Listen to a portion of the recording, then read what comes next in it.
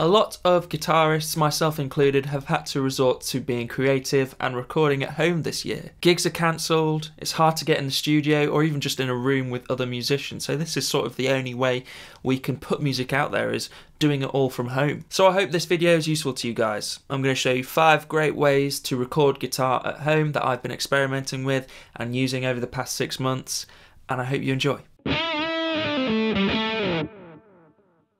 Hey guys, welcome back to Dip Switch Demos. My name is Jackson, and that's right, 5 great ways to record guitar at home. I'm also going to share some of my favourite gear suggestions to get you there. First things first though, most of these, in fact all of these methods do require an audio interface and a laptop or computer with a DAW or a digital audio workstation. For example, I'm using a Universal Audio Apollo Solo and a MacBook Pro with Logic on it. That being said, pretty much any combination of audio interface and laptop DAW will work, just whatever you find works best for you and is the right budget for you. I think the most important thing to consider and keep in your mind as we go through this video is that there is no right or wrong way. Any recording solution that works for you is the right one. Any tone that is inspiring to you is the right one. So, you know, keep an open mind. You might find something that you love and might inspire you to write a new song. Let's start with the basics, something that we're all probably a little familiar with, the tried and true method of putting a microphone on a speaker cab. Arguably, there is no better way to capture the sound of a cranked amp in a room than with a microphone or a couple of mics on a cab. This one I have here is a Sennheiser E906, which is essentially a souped up version of the SM57, still a dynamic mic, great option for cabs, pretty much designed for cabs actually this one, but also the SM57 is still a great option, and there's also a whole other world out there when you start combining mics together. Dynamics and condensers, dynamics and ribbon mics, or the sky is basically your limit when it comes to miking options. And arguably, mic placement on a cabinet is just as important as what mics you use, but still, I think it's important to remember that there is no right or wrong answer. When it comes to putting your mic on a cab, just use your ear, try a few things, experiment. There is no right or wrong answer. Usually for me, when I used to mic up a cab all the time, I always used to go about 3 inches from the centre of the cone and about 3 inches away from the grill cloth. That's kind of how I started things out, and I usually got a great tone just from that. So there's a good starting point, but mess around with going close to the centre, further away, get some more room ambience. So many options when it comes to miking cabs up. Downsides to this method, I suppose, is that it's not super flexible. You know, to capture the best sound of an amp, it has to be reasonably loud, and that's not great for everyone recording in a home situation. You know, you don't want to annoy family members or your housemates or neighbours. You want to be able to record late at night, for example, maybe. So maybe a mic is not the best solution, but it's a traditional way and we've got to talk about it, and I still love miking up a cab.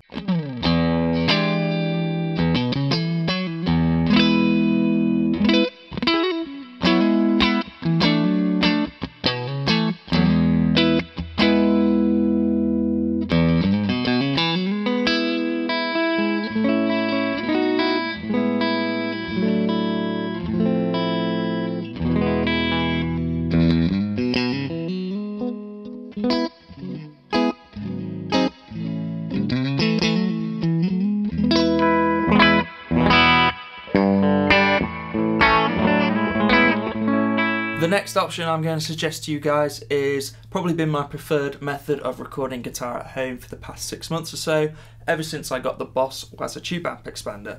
I'm talking about load boxes, cab sim loaders, IR loaders, that sort of thing all kind of combines into one. For me, this is the most flexible and adaptive to all situations. I'm able to crank my amp so the amp is sounding amazing, it's in its sweet spot, but I can have it completely silent in the room because of the load box.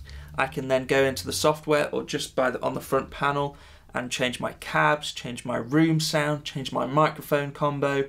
There is so many options just from a flick of a switch. The tube amp expander, for example, has become not only essential to my recording rig, but just my guitar rig in general. Being able to crank my amp up to where I want it for everything, all situations, just makes my whole rig sound better. However, this can be an expensive world to get into. The offerings from Boss, like this one, and the Universal Audio aux box will probably cost you more than £1,000.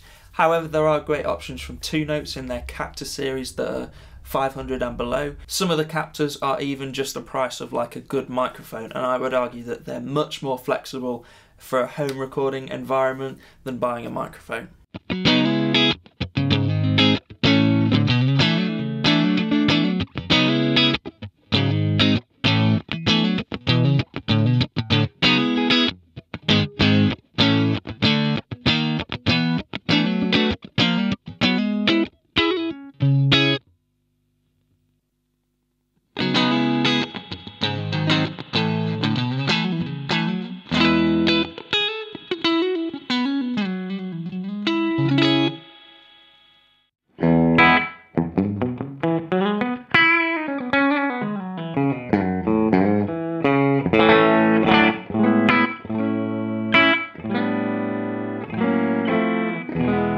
This next option is a method that you might already have access to and don't even realise.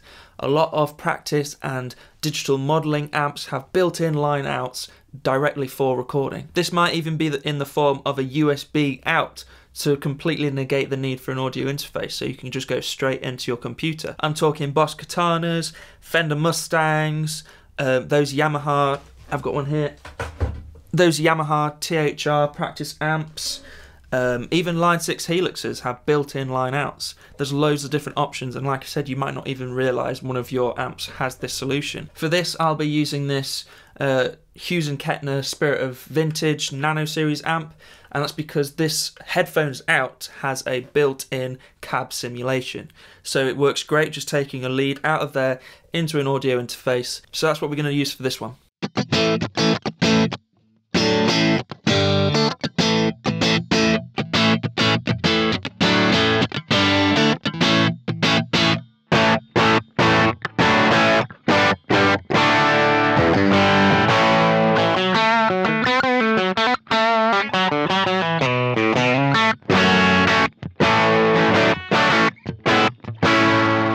The next solution I'm going to talk about is the use of cab sim pedals. This is admittedly a solution that's pretty new to me, but I'm seeing it become ever more popular with pedals like the 2Notes Cab M and also sort of the Strymon Iridium. It's the similar sort of thing. This is definitely much more of a pedal board based option for those of you who want sort of an ampless rig. This is the way to go. The basic idea here is that you have a preamp pedal or amp in a box type pedal running into this cab sim pedal that is basically emulating a speaker cabinet, and sometimes they emulate power amps and mics too. Like I said, the 2Notes Cab M is a great option. It does the power amp emulation and some great options of cabs there.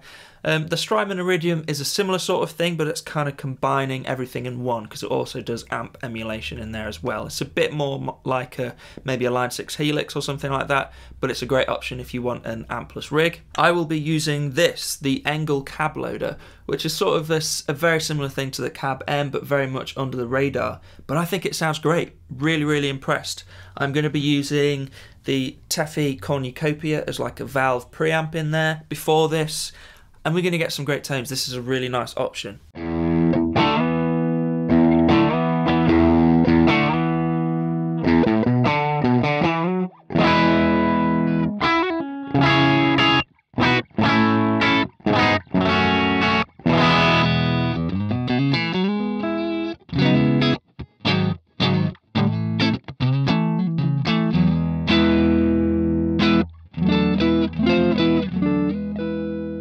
The last option I'm going to suggest to you guys is arguably one that I find very exciting, as I believe once you get into it, it's pretty much limitless. There's so much you can do with this option.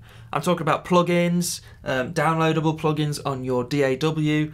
There's loads of ones out there. Some of my favourites are the Neural DSP stuff, specifically the Corey Wong version. I had so much fun messing around with that.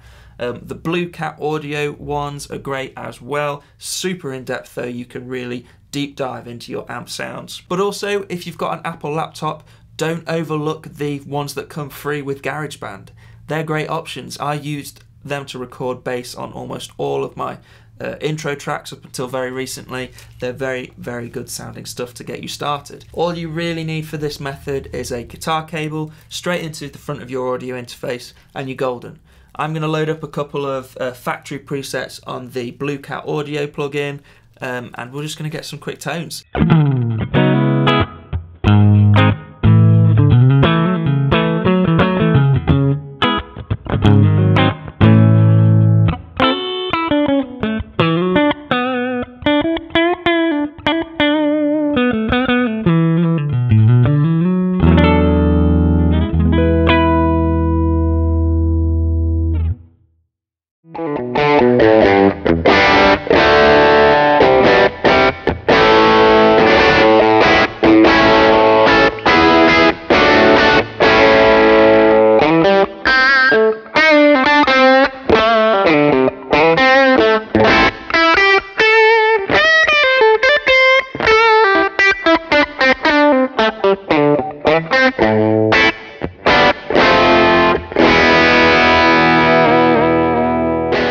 that pretty much covers my 5 favourite ways of recording guitar.